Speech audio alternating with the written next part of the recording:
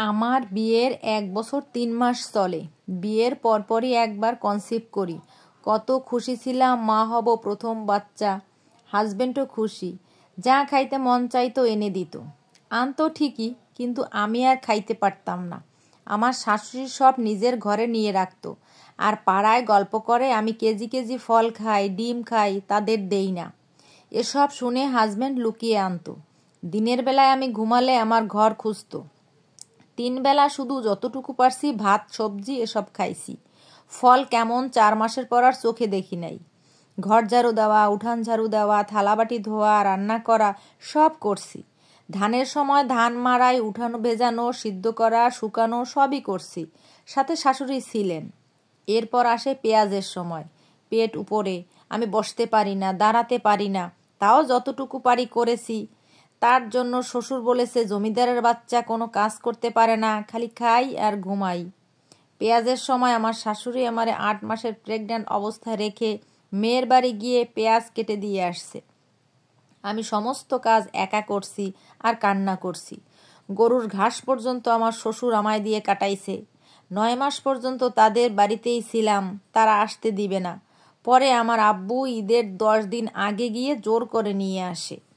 খাওয়া দাওয়া ঠিক মতো না হয় আমার বাবুর ওজন 1.5 কেজি কম আসে। মাসের কাছে এসেই এই 1 মাসে অনেকটা বেড়ে গেছে। গত শনিবার রাতে 12:30টায় পেইন ওঠে। ব্যথা আসতেছিল, পরে ভোর 4টার দিকে বেশি হয়। আব্বু জেলা শহরে নিয়ে যায়। হাজবেন্ড আর আমার মা আসে।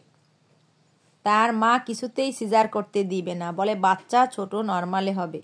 হাসপাতালের নার্সরাও আর জোর না করে নর্মালের চেষ্টা করতে থাকে। দুপুর 2টার দিকে আমার আব্বু সিজার করতে বললে আমার হাজবেন্ড বলে সিজার করলে কাজ করতে পারবে না, নর্মালে চেষ্টা করেন। আমার শাশুড়ি আমি মৃত্যু পথযাত্রী তখনও মানুষের কাছে তুলনা করে যে অমুকের 3 দিন পর নর্মালে হয়েছে, তমুকের 5 দিন পরে হয়েছে।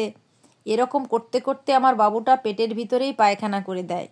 তারপরে মারাও যায়। যখন ব্লাড ভাঙা শুরু হয় তখন সিজারের জন্য ওটিতে নেয়। ওটিতে যাওয়ার পরপরই বাচ্চা নর্মালে হয়ে যায়, কিন্তু আমার সাইড ছিঁড়ে যায়, সেলাই লাগে। আমি তখনও জানি না আমার বাবু আর দুনিয়াতে নেই।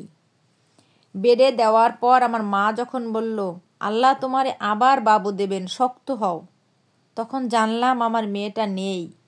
আমি আমার বাবুরে একটা নজর দেখতেও পারলাম না।